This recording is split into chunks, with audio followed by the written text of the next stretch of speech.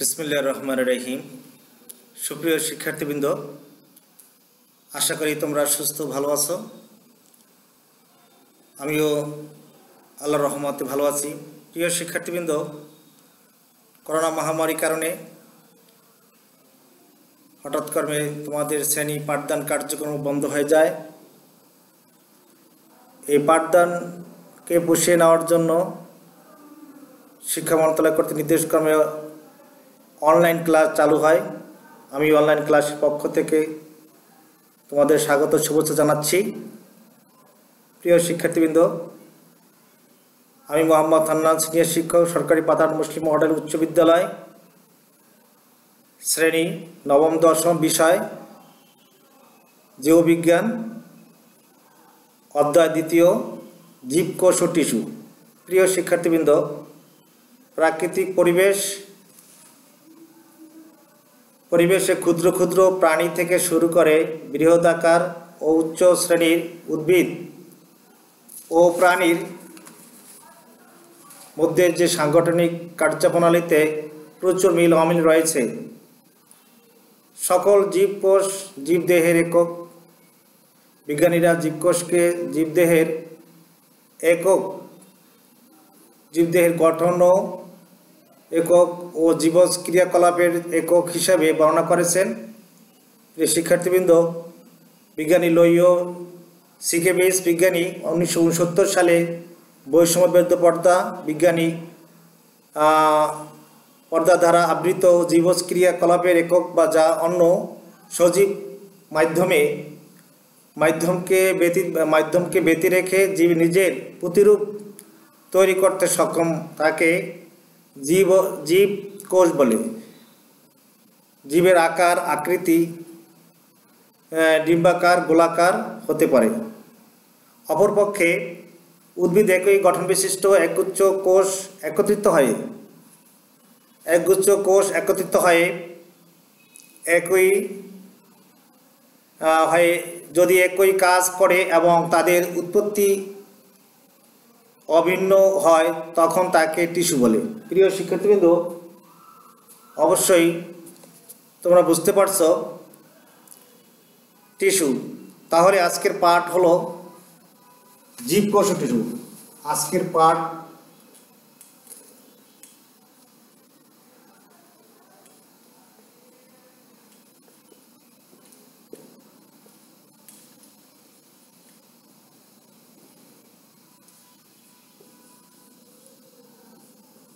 জীবকোষ ও tissue. তাহলে আজকের পাঠ হলো জীবকোষ ও টিস্যু। প্রিয় শিক্ষার্থীবৃন্দ, তোমরা অবশ্যই অবগত আছো যে এই দ্বিতীয় অধ্যায় যদি তোমরা মনোযোগী হও এবং তাহলে এই অধ্যায় শেষে তোমরা শিখতে পারবে উদ্ভিদ ও প্রাণীর পদার্থ অঙ্গনের কাজ ব্যাখ্যা করতে পারবে, উদ্ভিদ ও প্রাণীর মধ্যে তুলনা করতে পারবে। প্রিয় শিক্ষার্থীবৃন্দ, অবশ্যই তোমরা বোর্ডে দেখতে পাচ্ছ একটি উদ্ভিদ কোষ, একটি প্রাণী কোষ।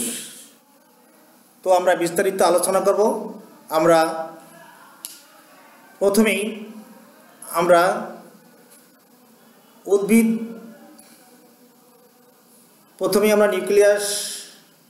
নিউক্লিয়াসের সংগঠনের ভিত্তিতে কোষকে দুই ভাগে ভাগ করা হয়। কোষকে দুই ভাগে ভাগ করা হয়। একটি হচ্ছে আদি কোষ, অপরটি হচ্ছে প্রকৃত কোষ। একটি হচ্ছে আদি কোষ, অপরটি হচ্ছে প্রকৃত কোষ। এবার আমরা আদি কোষটা কি সেটা সম্বন্ধে জানব। আদি কোষ হচ্ছে কোনো সুগঠিত নিউক্লিয়াস থাকে না। আদি কোষে কোনো সুগঠিত নিউক্লিয়াস থাকে না এবং এসব কোষে নিউক্লিয়াসে কোনো পর্দা বেষ্টিত থাকে না। এই জন্য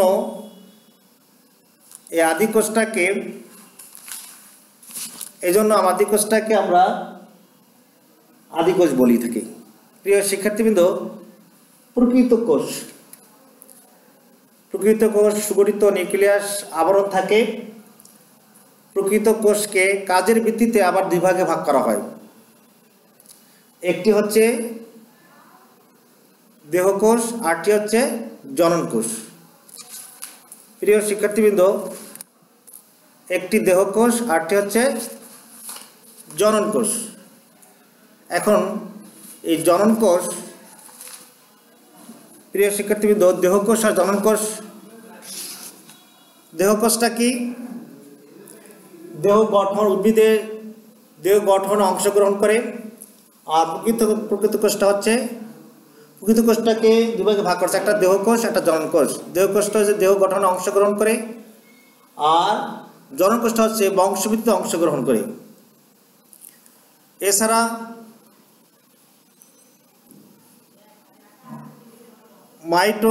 মাইটোটিক ও অ্যামাইটোটিক বিভাজনের মাধ্যমে কোষ বিভাজিত হয়। এভাবে দেহের বৃদ্ধি ঘটে।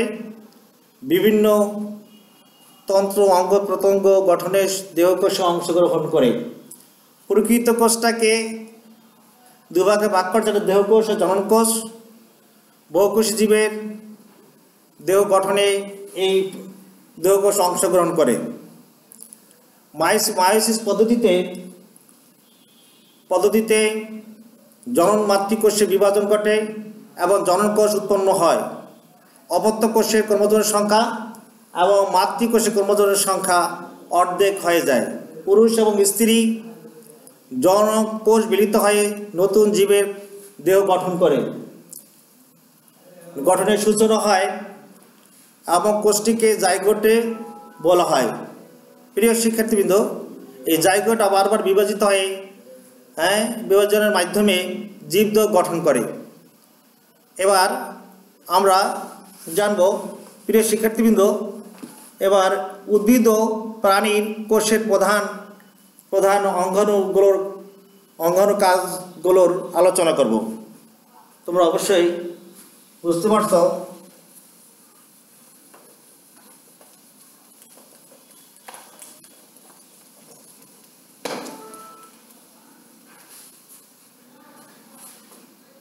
প্রথমে আমরা উদ্ভিদ ও প্রাণীর প্রধান অঙ্গনের মধ্যে কোষ প্রাচীর। কোষ প্রাচীরটা কি? কোষ প্রাচীর এবং প্রোটোপ্লাজমকে আবার তিন ভাগে ভাগ করছে, একটা কোষঝিল্লি, একটা সাইটোপ্লাজম, একটা নিউক্লিয়াস। আবার সাইটোপ্লাজমকে আবার তিন ভাগে ভাগ করছে, প্লাস্টিড, কোষ গহ্বর, নিউক্লিয়াস। আবার নিউক্লিয়াসকে চার ভাগে ভাগ করছে, একটি হচ্ছে নিউক্লিয়ার মেমব্রেন, অপরটি হচ্ছে নিউক্লিওপ্লাজম, আরটা হচ্ছে ক্রোমাটিন তন্ত্র, আরটা হচ্ছে নিউক্লিয়াস। প্রিয় শিক্ষার্থীবৃন্দ, এই প্রথমে আমরা কোষ প্রাচীর নিয়ে আলোচনা করব। কোষ প্রাচীরটা কি? তাহলে কোষ প্রাচীর,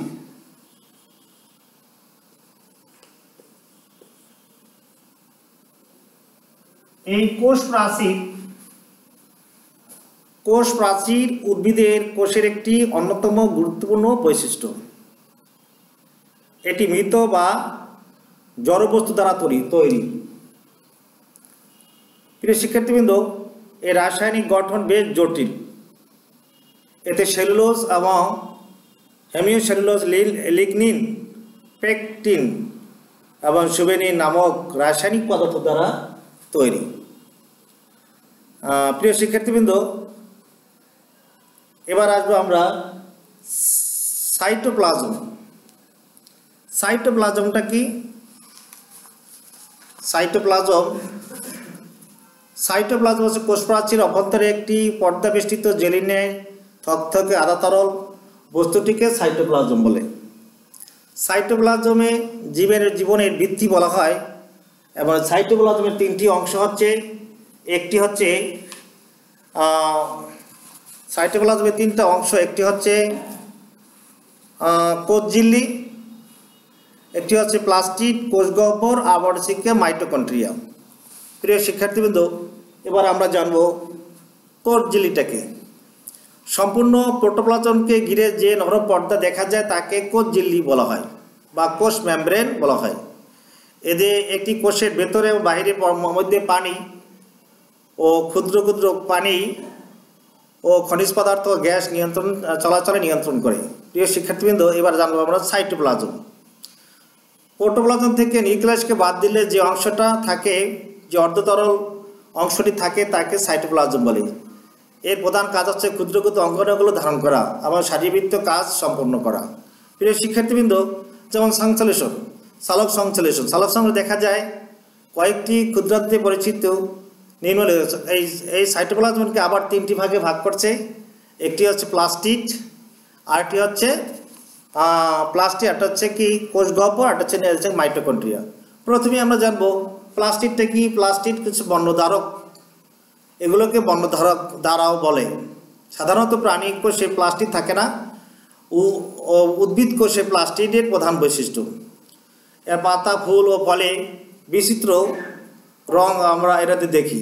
প্রিয় শিক্ষার্থীবৃন্দ, সবাই এই প্লাস্টিডের কারণেই হয়, সবই এগুলো প্লাস্টিডের কারণেই হয়।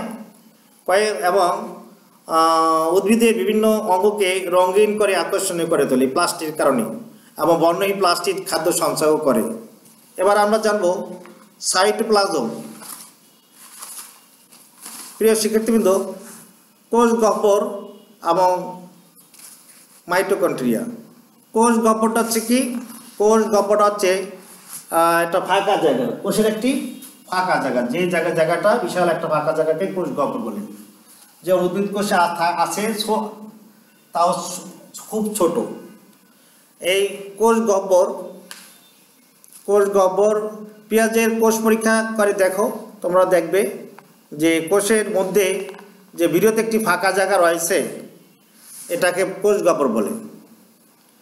এবার আছে মাইটোকন্ড্রিয়া। মাইটোকন্ড্রিয়াটা কি?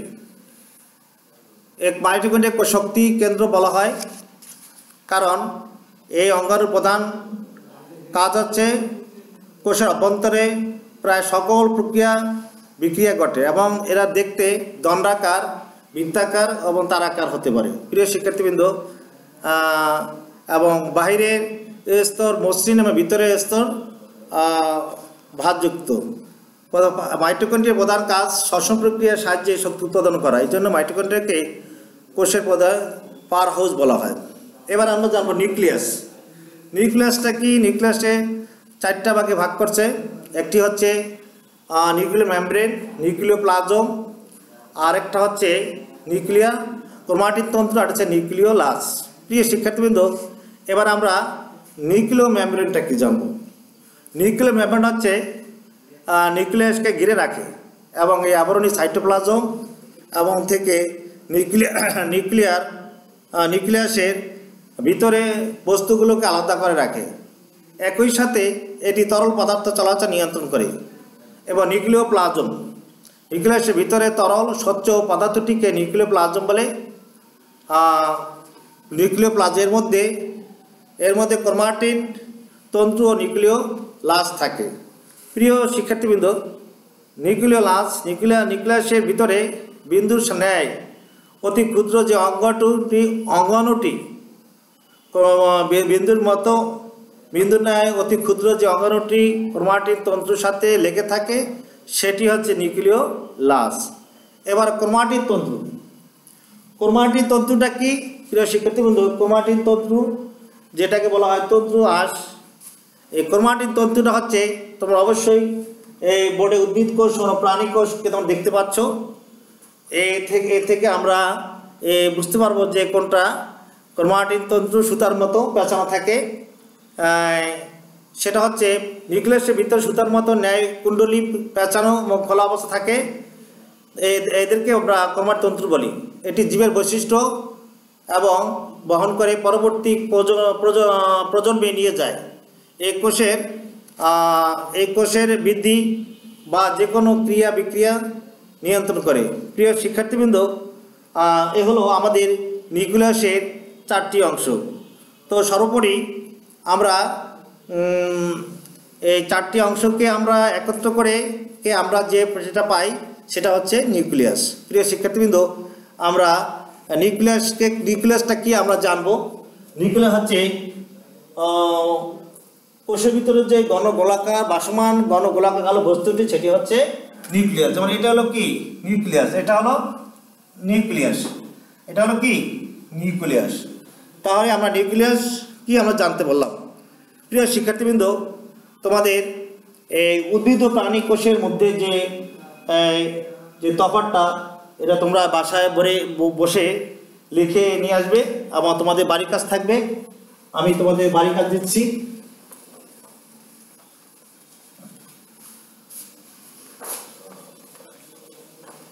তাহলে উদ্ভিদ ও প্রাণী কোষের মধ্যে পার্থক্য তোমাদের বাড়ি আসবে। চিত্র সহ উদ্ভিদ ও প্রাণী কোষের মধ্যে তুলনা করো। তাহলে তোমাদের বাড়ির কাজ হলো উদ্ভিদ ও প্রাণী কোষের মধ্যে তুলনা করো চিত্র সহ। তোমরা অবশ্যই চিত্রটি এঁকে বাসায় বসে এঁকে এবং এটাকে রং পেন্সিল দিয়ে আকর্ষণীয় করে তুলবে, আবার বিভিন্ন অংশ চিহ্নিত করবে। সর্বোপরি তোমরা সুস্থ থাকো, ভালো থাকো। আজকের মতো এখানে শেষ করছি।